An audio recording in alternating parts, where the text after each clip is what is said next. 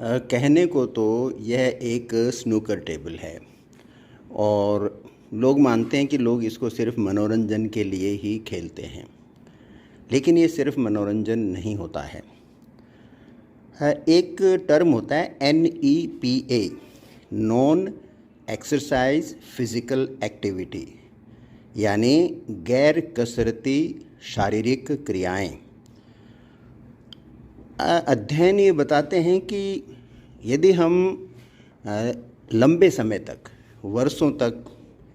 और रोज़ाना कई घंटे, 2-3 घंटे यदि हम इस तरह की एक्टिविटी करते हैं, जैसे स्नूकर खेलना, जैसे कि कैरम खेलना, अपने घर का जो साधारण से कार्य हैं वो करने,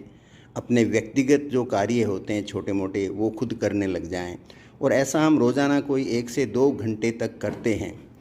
तो उससे क्या होता है कि आपके शरीर का जो मेटाबॉलिज्म है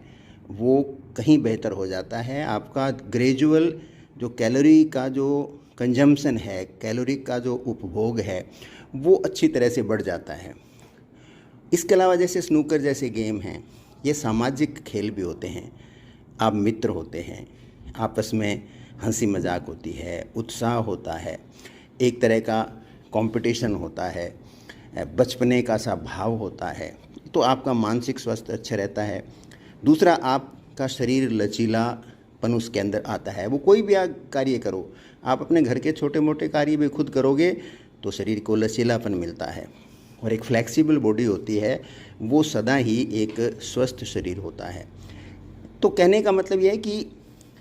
हम Nipah, non exercise physical activity, गैर कसरती शारीरिक क्रियाओं के जो हमें फ़ायदे होते हैं, जो हमें लाभ होते हैं दीर्घकाल के अंदर, लंबे समय में जाकर, उसके बारे में इतनी जागरूकता है नहीं। इससे लोग